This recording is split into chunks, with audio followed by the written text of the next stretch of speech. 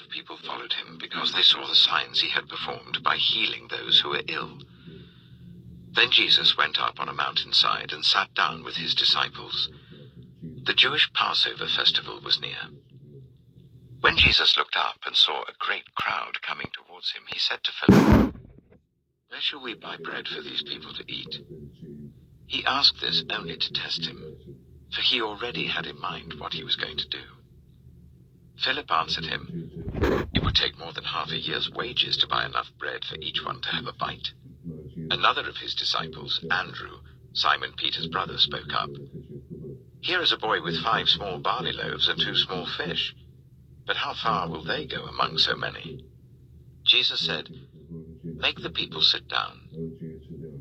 There was plenty of grass in that place, and they sat down. About 5,000 men were there. Jesus then took the loaves, gave thanks, and distributed to those who were seated as much as they wanted. He did the same with the fish.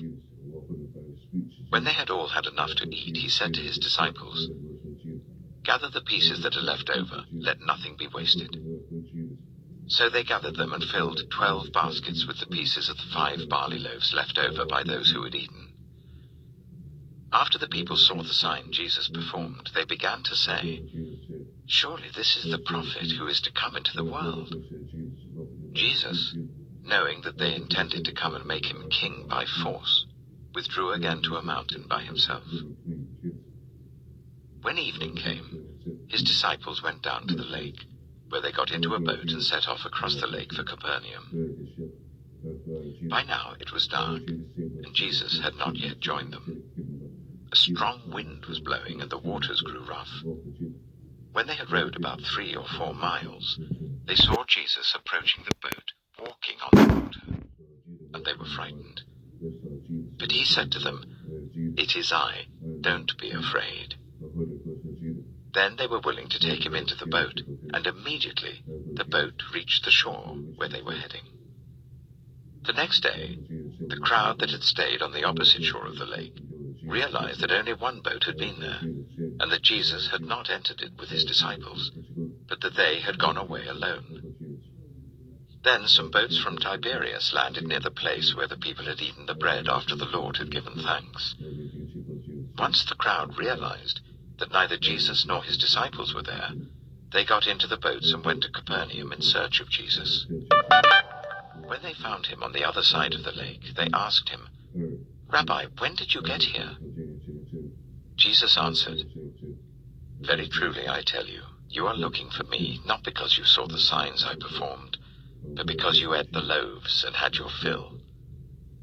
Do not work for food that spoils, but for food that endures to eternal life, which the Son of Man will give you.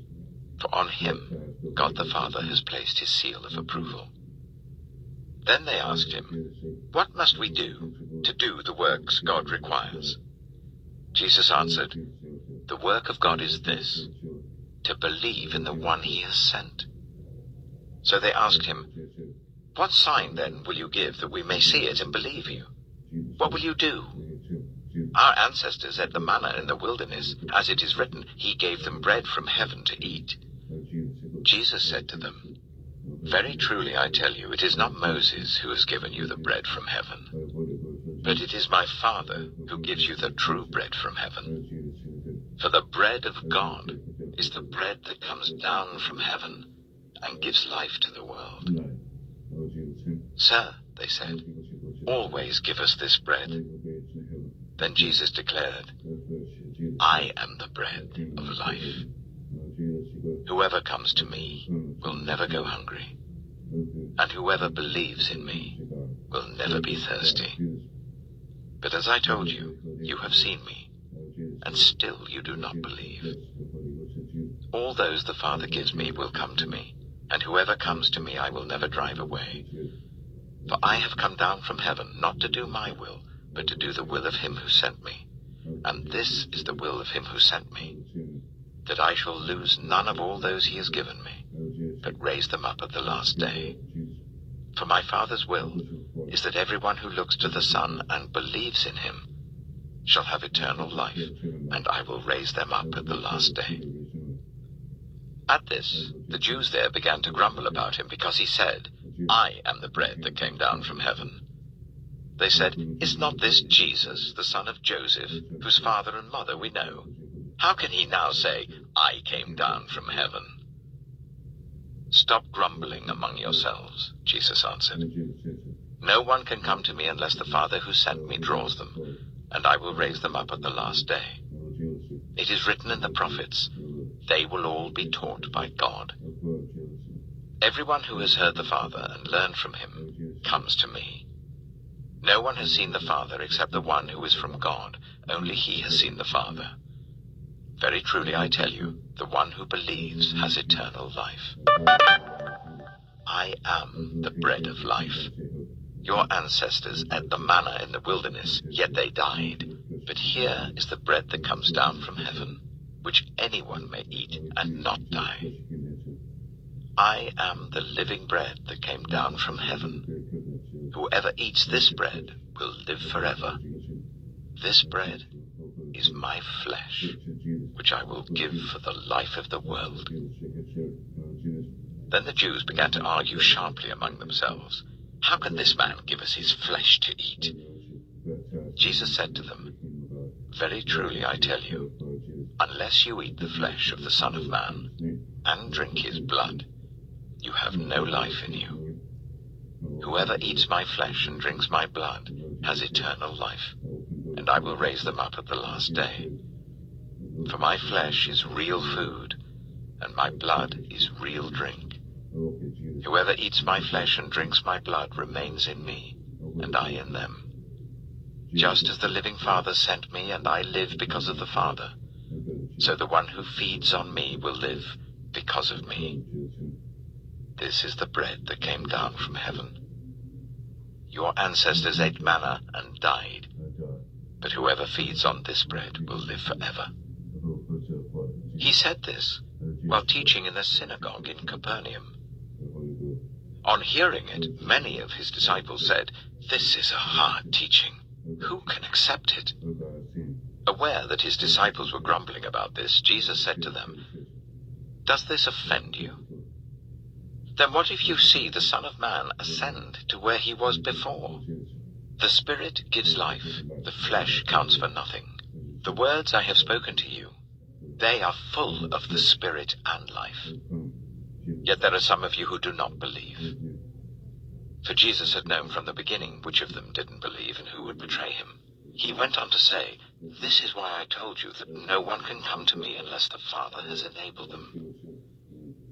From this time, many of his disciples turned back and no longer followed him. "You do not want to leave too, do you?" Jesus asked the 12.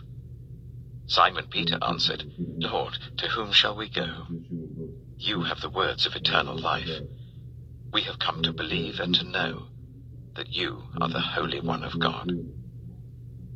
Then Jesus replied, "Have I not chosen you, the 12? Yet one of you is a devil." He meant Judas, the son of Simon Iscariot, who, though one of the 12, was later to betray him. John chapter 7. After this, Jesus went around in Galilee. He did not want to go about in Judea, because the Jewish leaders there were looking for a way to kill him. But when the Jewish festival of Tabernacles was near, Jesus' brothers said to him, "Leave Galilee and go to Judea, so that your disciples there may see the works you do. No one who wants to become a public figure acts in secret. Since you are doing these things, show yourself to the world." For even his own brothers didn't believe in him. Therefore Jesus told them, "My time is not yet here. For you, any time will do. The world cannot hate you, but it hates me because I testify that its works are evil. You go to the festival. I'm not going up to this festival because my time is not yet fully come." After he had said this, he stayed in Galilee. However, after his brothers had left for the festival, he went also, not publicly, but in secret. Now at the festival, the Jewish leaders were watching for Jesus and asking, "Where is he?" Among the crowds there was widespread whispering about him. Some said, "He is a good man." Others replied, "No, he deceives the people." But no one would say anything publicly about him for fear of the leaders. Not until halfway through the festival did Jesus go up to the temple courts and begin to teach. The Jews there were amazed and asked, "How did this man get such learning without having been taught?" Jesus answered, "My teaching is not my own. It comes from the one who sent me.